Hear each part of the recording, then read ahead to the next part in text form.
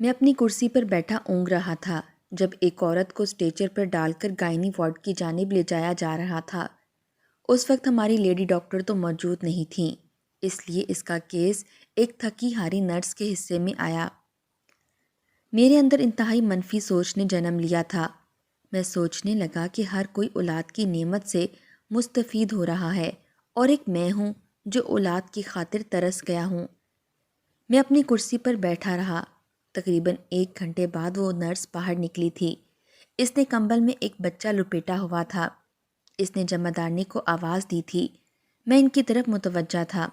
Nurse کہنے لگی، بچے کو نہلا دھلا کر کمرے میں ڈال دو، اس کی ماں کی طبیعت ٹھیک نہیں، کوئی ساتھ ہے بھی نہیں جو بچے کو سنبھالے، تمہیں ہی اس کی دیکھ بھال کرنا ہوگی۔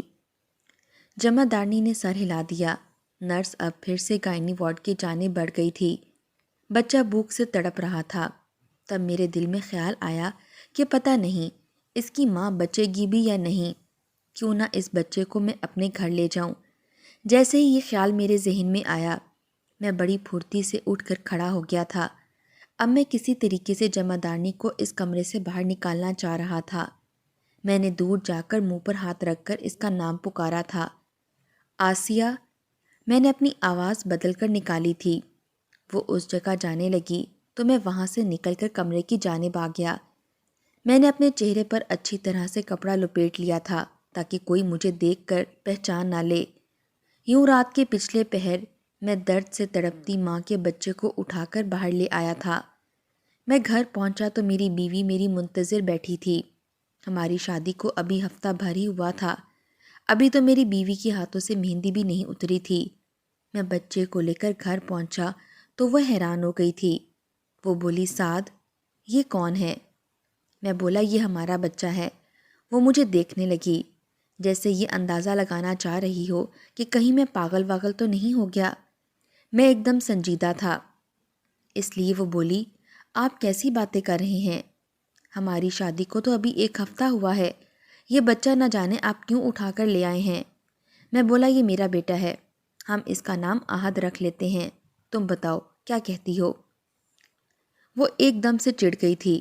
وہ بولی، سعد، اگر یہ بچہ آپ کا ہے تو پھر میں یہاں پر کیا کر رہی ہوں؟ میں اپنے والدین کے گھر واپس چلی جاتی ہوں، آپ اپنی بیوی کو گھر لے آئیں۔ میں بولا، پاگل مت بنو، تم ہی میری بیوی ہو۔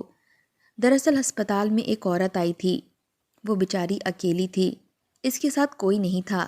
اس نے بچے کو جنم دیا اور انتقال کر گئی۔ وہ تو تھی ہی بے سہارا، یہ بچہ بھی بے سہارا تھا، اس لیے میں اسے گھر لے آیا۔ میری بیوی سمینہ بولی، میں کسی کا بچہ نہیں پالوں گی، اللہ مجھے میری اپنی اولاد دے گا، آپ اس بچے کو یتیم خانے میں چھوڑ آئیں۔ تب میں چڑھ کر بولا، اگر اللہ نے تمہیں اولاد نہ دی تو تم ساری زندگی اولاد کو ترستی رہ جاؤ گی۔ وہ میری بات سن کر گھبرا گئی تھی، کہنے لگی، اللہ نہ کرے ایسا ہو، آپ اپنے منہ سے ایسی عجیب باتیں کیوں نکال رہے ہیں؟ میں نے سر جھٹک دیا تھا۔ میں جانتا تھا کہ اب تو سمینہ کا دل پگھل ہی جائے گا، اور پھر ویسا ہی ہوا تھا جیسے میں نے سوچا تھا۔ کہنے لگی، ٹھیک ہے، میں اللہ کی خوشنودگی کے لیے اس بچے کو پال لیتی ہوں۔ میں بہت خوش ہو گیا تھا۔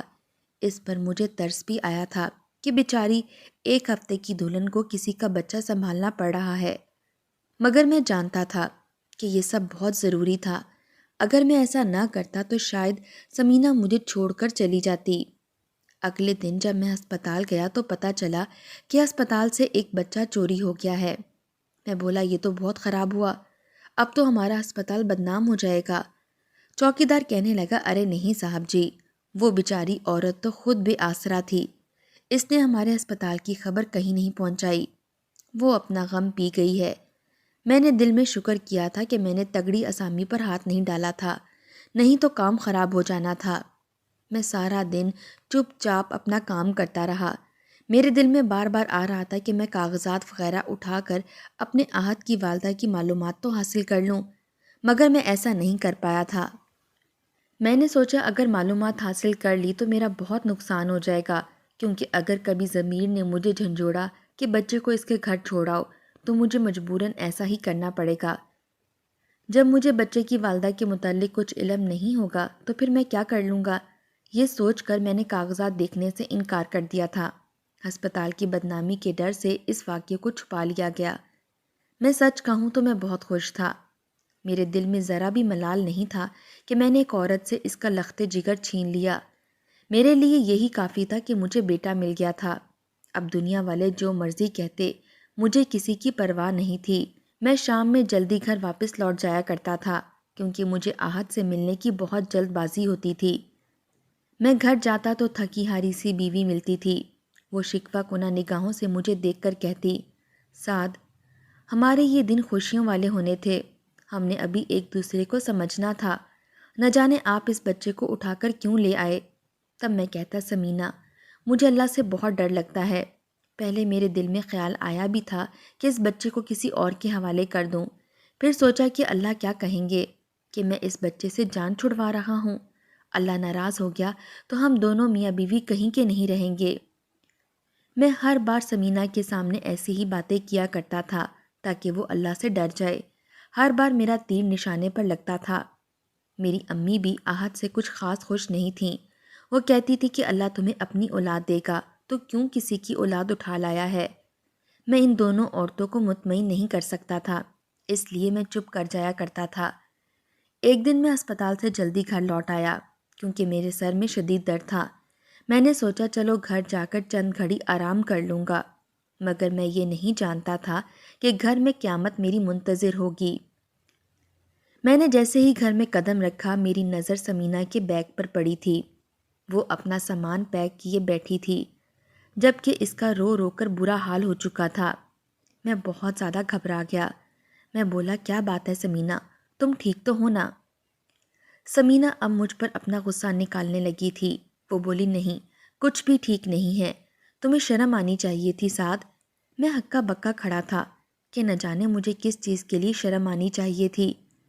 میں معاملے سے خبردار ہوتا تو کچھ بولنے کی پوزیشن میں بھی ہوتا۔ میں نے امی سے استفسار کیا تھا۔ میں بولا، امی، آپ دونوں کی لڑائی ہوئی ہے کیا؟ امی نے نفی میں سر ہلا دیا تھا۔ میں بولا، پھر بات کیا ہے؟ امی نے ہی مجھے سارا واقعہ بتایا تھا۔ وہ کہنے لگیں، آج ہماری پڑوسن گھر آئی تھی، اس نے سارا بھانڈا پھوڑ دیا، اس نے سمینہ کو بتا دیا کہ وہ تیری تیسری بیوی ہے۔ امی کی بات سن کر تو گویا مجھ پر قیامت ٹوٹ گئی۔ میں بولا، امی، میں نے آپ سے 1000 بار کہا تھا کہ میں جھوٹ کی بنیاد پر شادی نہیں کرنا چاہتا۔ آپ نے میرا رشتہ جس گھر سے بھی لینا ہے پہلے وہاں بتا دیں کہ یہ میری تیسری شادی ہے۔ اب امی کو بھی غصہ آ گیا تھا۔ وہ کہنے لگیں، تیرا دماغ تو ٹھیک ہے نا؟ خود سوچ، اگر کسی گھرانے کو پتہ چلتا کہ یہ تیری تیسری شادی ہے تو کیا وہ اپنی بچی کی شادی تم سے کرتے؟ سمینہ روتے ہوئے بولی، سعد، میں یہ بھی برداشت کرنے کو تیار تھی، مگر میں یہ کیسے برداشت کروں کہ میرا شوہر بانجھ ہے۔ آپ کے بانجھ پن کی وجہ سے آپ کی پہلی 2 بیویاں آپ سے طلاق لے کر گئی ہیں۔ تب مجھے بھی غصہ آ گیا۔ میں بولا، وہ دونوں بکواس کرتی تھیں، اتنی جلدی کسی کو اس بات کا علم نہیں ہوتا کہ مرد بانجھ ہے یا عورت، یا پھر دونوں ہی ٹھیک ہیں۔ اولاد میں تاخیر رب کی طرف سے ہے۔ میری بیویاں تو شاید پیچھے اپنے دوست چھوڑ کر آئی تھیں جو بہانے سے مجھ سے طلاق لے کر چلی گئیں۔ سمینہ، یہ بچہ بھی میں نے لوگوں کا منہ بند کرنے کے لیے گود لیا ہے، تم ہرگز فکر نہ کرنا، اللہ ہمیں اپنی بھی اولاد دے گا۔ مگر سمینہ تو میری ایک بھی بات سننے کو تیار نہ تھی۔ وہ بہت زیادہ رو رہی تھی۔ میرے 1000 بار روکنے کے باوجود وہ مجھے چھوڑ کر چلی گئی تھی۔ آہت تو سمینہ کو ہی اپنی ماں سمجھتا تھا۔ وہ سمینہ کے جانے کے بعد بہت رویا تھا۔ تب میں ہاتھ پر ہاتھ رکھ کر بیٹھ گیا۔ میں نہیں جانتا تھا کہ آگے کیا ہونے والا ہے۔ میں امی سے کہنے لگا، امی، آپ نے میرے لیے 3 رشتے ڈھونڈے مگر تینوں لڑکیاں ہی بہت بری ڈھونڈیں۔ نہ جانے آپ کو لوگ پرکھنے نہیں آتے۔ آپ کے تجربے کی بھینٹ میری زندگی چڑھ رہی ہے۔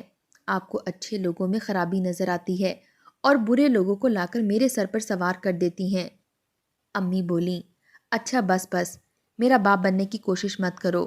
اب اس بچے کو جہاں سے اٹھا کر لائے ہو وہیں پر چھوڑ آؤ۔ میں پھنکار کر بولا، امی، اب چوتھی بار تو میرا گھر بسنے سے رہا، یہ عہد ہی میرے بڑھاپے کا سہارا بنے گا۔ آپ اسے مجھ سے دور کرنے کی کوشش ہرگز نہ کریں۔ میری امی مجھے بڑی حیرت سے دیکھتی رہی تھیں۔ میں بولا، میں خود اس کو پال لوں گا۔ امی بوڑھی تھیں، وہ بچے سنبھال نہیں سکتی تھیں، اس لیے میں نے ہسپتال میں اپنی نائٹ ڈیوٹی کروا لی تھی۔ میں دن بھر آہت کا خیال رکھا کرتا تھا، رات میں تو وہ جلدی سو جایا کرتا تھا، بس ایک بار اٹھ کر دودھ پیتا تھا۔ میں سارا انتظام کر کے امی کو دے جایا کرتا تھا۔ یوں دن گزرنے لگے تھے۔ میں اکثر اپنے ماضی کے بارے میں سوچتا تو میری آنکھیں بھیگ جایا کرتی تھیں۔ میں نے اپنے ماضی میں بہت گناہ کیے تھے۔ ایک گناہ تو مجھ سے ایسا بھی سرزد ہوا جسے سوچ کر اب بھی میری روح کانپ جاتی تھی۔ اس گناہ کے اثرات میری زندگی پر اس طرح سے مرتب ہوئے تھے کہ اس کی وجہ سے میں اپنی کسی بیوی کے ساتھ خوش نہیں رہ سکا تھا۔ جب مجھے میری زندگی کے گزشتہ ایام یاد آتے تو میں اس قدر بے چین ہو جایا کرتا تھا کہ دل کرتا تھا کہ اٹھ کر سڑکوں پر بھاگنے لگوں، لیکن میری زندگی میں خوشی کا واحد سہارا آہت تھا۔ میں اسے جب جب دیکھتا میرے دل کو بڑا سکون ملتا۔ مجھے ایسا لگتا تھا کہ میں اسی کے سہارے زندہ ہوں۔ وہ بہت شرارتی بھی ہو گیا تھا، ہر چیز کو ہاتھ ڈالنے کی کوشش کیا کرتا تھا۔ اسے چوٹ بھی لگ جاتی تھی۔ میں یہ بات ماننے پر مجبور ہو چکا ہوں کہ جس طرح ایک عورت بچے کی حفاظت کرتی ہے، ایک مرد نہیں کر سکتا۔ دوپہر کا وقت تھا، آہت صحن میں کھیل رہا تھا، میں بھی اس کے پاس بیٹھا تھا۔ تب ہمارے گھر کا دروازہ کھلا تھا۔ سامنے کھڑی شخصیت کو دیکھ کر میں ہکا بکا رہ گیا تھا۔ وہ کوئی اور نہیں بلکہ سمینہ تھی۔ وہ ہمارے گھر آ گئی تھی۔ اس کے ہاتھ میں سامان بھی موجود تھا۔ میں جلدی سے سمینہ کے پاس گیا تھا۔ اس کا رو رو کر برا حال ہو گیا تھا۔ اس نے میرے سامنے ہاتھ جوڑ دیے اور بولی، میں اپنے میکے کے مان پر آپ کو ٹھکرا کر گئی تھی۔ آپ جانتے ہیں کیا، میرے میکے والوں نے مجھے ٹھکرا دیا۔ میری بھابیاں آئے روز مجھ سے لڑتی تھیں۔ بس اتنا ہی نہیں بلکہ میرے بھائی بھی اپنی بیویوں کے سر ہو کر مجھ سے لڑتے تھے۔ وہ کہتے تھے کہ تم جب سے ہمارے گھر آئی ہو ہمارا سکون تباہ و برباد ہو گیا ہے۔ آج تو حد ہی ہو گئی، میرے بڑے بھائی نے مجھے ہاتھ سے پکڑ کر گھر سے نکال دیا۔ میری امی نے اس کی بہت منتیں کیں مگر کسی نے ان کی ایک نہ سنی۔ سعد، میں واپس گھر آ گئی ہوں، آپ پلیز مجھے ٹھکانہ دے دیں۔ میں آہت کو بالکل ماں بن کر پالوں گی۔ میں تو یہ سوچ بھی نہیں سکتا تھا کہ ایک دن اس طرح اچانک سے سمینہ واپس لوٹ آئے گی۔ یہ میرے لیے بہت خوشی کی بات تھی کیونکہ میں اپنی زندگی سے ہر امید ختم کر بیٹھا تھا۔ میں نے سمینہ کو ہاتھوں ہاتھ لیا۔ امی نے خیر سمینہ پر بڑے طنز کیے۔ سمینہ ان کی باتوں کو دل پر نہیں لیتی تھی کیونکہ وہ جانتی تھی کہ اگر اس ٹھکانے سے بھی ہاتھ دھو لیا تو کہاں جائے گی۔ اب میری زندگی سمینہ کی سنگت میں گزرنے لگی تھی۔ وہ میرا اور آہت کا بہت زیادہ خیال رکھا کرتی تھی۔ یوں ہی وقت گزرتا گیا۔ اسے واپس آئے ہوئے پورے 6 ماہ ہو گئے تھے۔ ابھی تک ہم دونوں اولاد کی نعمت سے محروم تھے۔ میں نے یہ نوٹ کیا تھا کہ اب ایک بار پھر سے سمینہ مجھ سے کھچی کھچی سی رہنے لگی ہے۔ میں وجہ پوچھتا تو وہ کہتی، مجھے اس بات کا بہت زیادہ ملال ہے کہ میری شادی ایک بانجھ آدمی سے ہو گئی ہے۔ اس کے یہ الفاظ تیر کی طرح مجھے لگتے تھے۔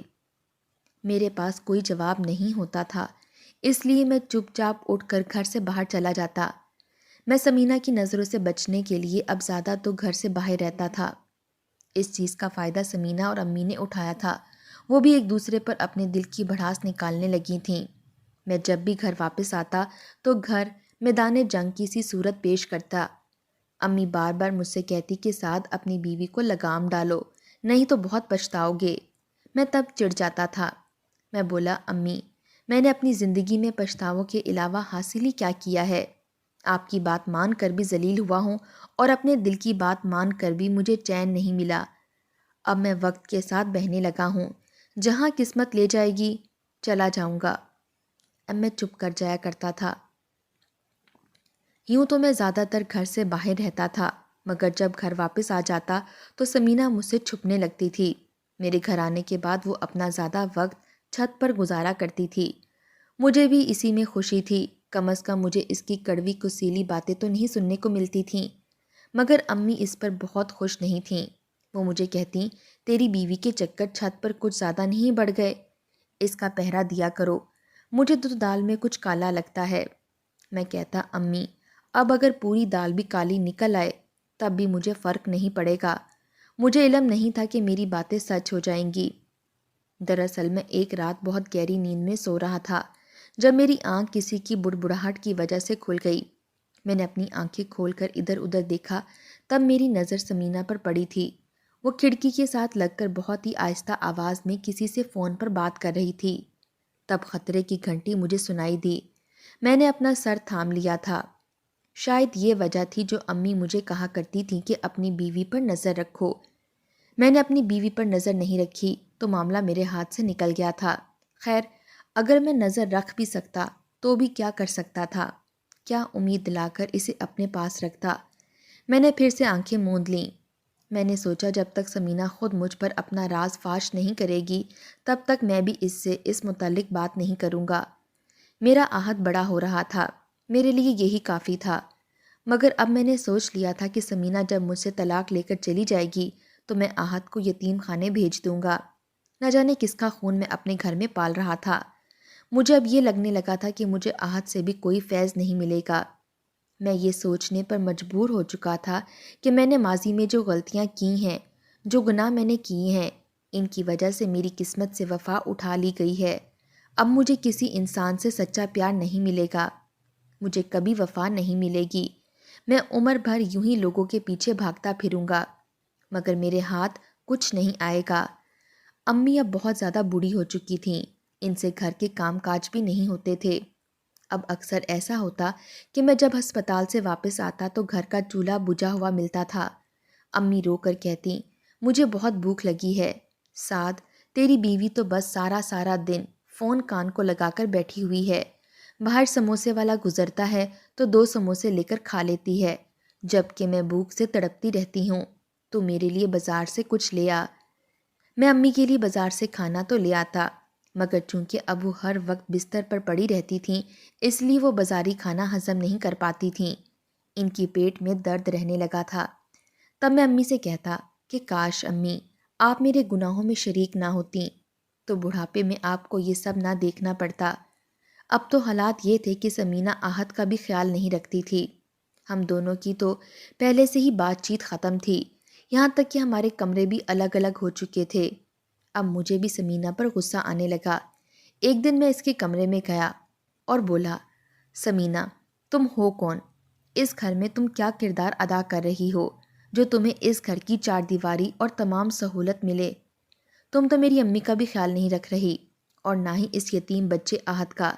جہاں تک میری بات ہے تو تم اس قدر بے حس ہو چکی ہو کہ اپنے شوہر کے حقوق کا بھی تمہیں خیال نہیں رہا۔ میں کام سے تھکا ہارا آتا ہوں تو تم مجھ سے پانی کا گلاس بھی نہیں پوچھتی۔ اگر یہی حالات رہے تو میں تمہیں اس گھر سے نکال دوں گا، تم پھر سے اپنے بھائیوں کے گھر جا کر پڑی رہنا۔ میری بات سن کر سمینہ مسکرا کر بولی، اچھا ہوا تم نے یہ بات خود ہی کر لی، میں بھی تم سے بات کرنے ہی والی تھی۔ دراصل میں اب مزید ایک بانجھ مرد کے ساتھ نہیں رہ سکتی، تم مجھے طلاق دے دو۔ میں سمینہ کی بات سن کر ڈوب کے مرنے کے مقام پر پہنچ چکا تھا۔ میں نے اسے طلاق دے دی تو وہ بڑی خوشی خوشی میرا گھر چھوڑ کر چلی گئی تھی۔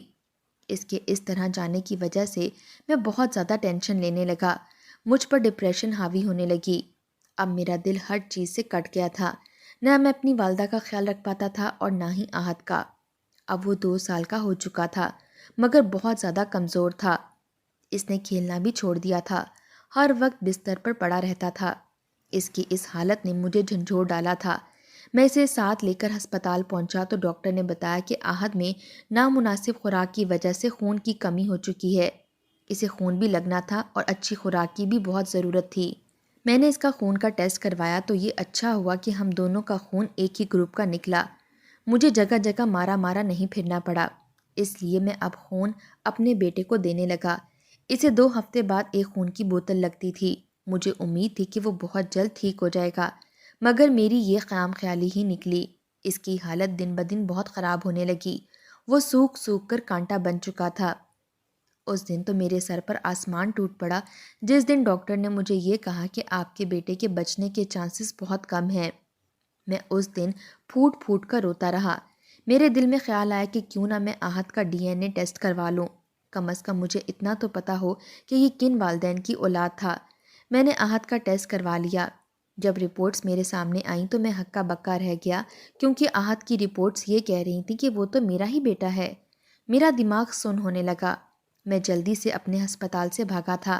میں نے 2 سال قبل والی زچگی والی فائلز کنگال ڈالی تھیں۔ میں نے جمعدارنی سے بھی پوچھ گچھ کی تھی، میں بولا آپ کو علم تو نہیں کہ 2 سال قبل ہمارے ہسپتال سے جس کا بچہ چوری ہوا تھا وہ کون تھی اور کہاں رہتی تھی؟ جمع دارنی کی یادداشت بہت اچھی تھی، اس لیے جلدی سے بولی ہاں مجھے یاد ہے، وہ ایک فقیرنی تھی۔ جب اس کا بچہ چوری ہوا تھا تب وہ بہت روئی تھی۔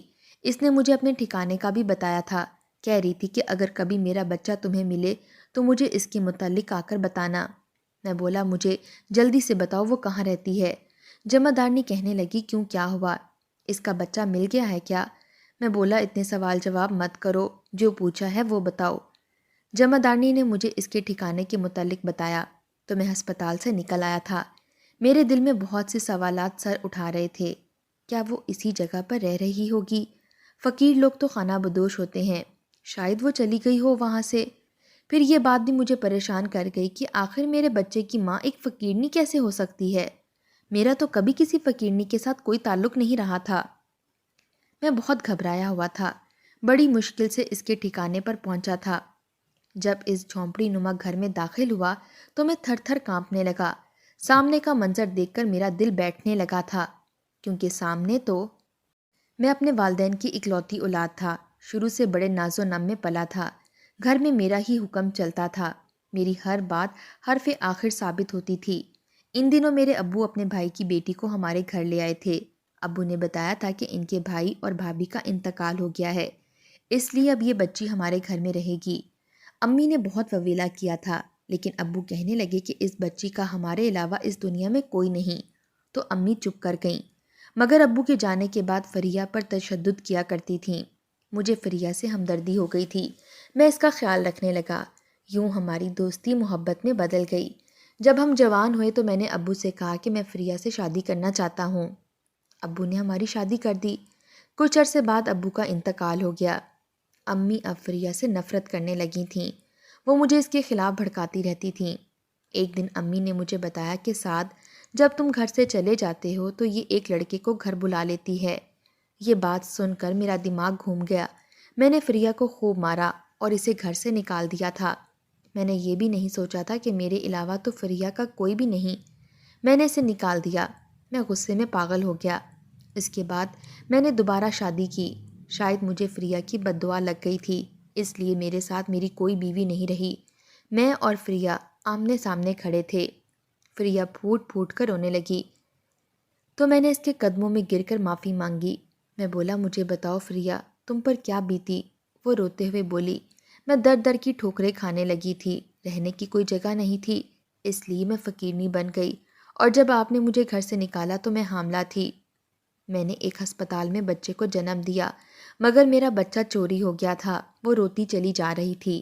میں بولا تمہارا وہ بچہ میرے پاس ہے، مجھے علم نہیں تھا کہ اس رات تم نے بچے کو جنم دیا ہے۔ میں اس بچے کو لے کر بھاگ آیا تھا، کیونکہ لوگوں نے یہ مشہور کر دیا تھا کہ میں بانجھ ہوں۔ مجھے بچے کی اشد ضرورت تھی، اس لیے میں نے یہ سب کر لیا۔ اب ہمارا بچہ بیمار ہو گیا ہے تو میں نے اس کا DNA ٹیسٹ کروایا تو تب پتہ چلا کہ وہ تو میرا بچہ ہے۔ تب میں تمہاری تلاش میں نکل کھڑا ہوا۔ میں بولا کیا تم مجھے معاف کر دو گی؟ وہ روتے ہوئے بولی میں اپنے بچے کی ایک جھلک دیکھنے کے لیے سب کچھ قربان کر دوں گی۔ میں اسے اپنے ساتھ ہسپتال لے گیا۔ بچہ پہلے تو فریہ سے ڈر رہا تھا، مگر پھر اپنی ماں کی گود سے مانوس ہو گیا۔ بھرپور محبت پا کر چند ہی دنوں میں ٹھیک ہو گیا۔ ہم تینوں زندگی کی جانب لوٹ آئے تھے۔ شاید ہم تینوں کی تکمیل ایک دوسرے کے ساتھ ہی ہونا تھی۔ ایک دوسرے سے بچھڑ کر ہم کہیں کے نہیں رہے تھے۔ میری امی کی طبیعت بہت زیادہ خراب تھی۔ آخری وقت میں انہیں اتنی مہلت بھی نہ ملی کہ وہ فریہ سے معافی ہی مانگ لیتیں۔ خیر، امی کے جانے کے بعد فریہ نے انہیں معاف کر دیا تھا۔ اب ہم ساتھ رہتے تھے۔ اللہ نے ہمیں دوسرے بچے کی بھی خوشخبری سنا دی۔ اب مجھے اس بات پر کامل یقین ہو گیا کہ ہماری زندگی میں جو بھی غم اور پریشانیاں آتی ہیں وہ اس وجہ سے آتی ہیں کہ ہم نے کہیں نہ کہیں کسی کا حق مارا ہوتا ہے، کہیں نہ کہیں کسی کا دل دکھایا ہوتا ہے۔ زندگی میں جب مشکلات بڑھنے لگیں تو ہمیں اپنے آپ کا جائزہ لینا چاہیے کہ کہیں ہم کسی کے غم کی وجہ تو نہیں بن رہے۔ اللہ ہمیں دوسروں کی حق تلفی کرنے سے بچائے، آمین۔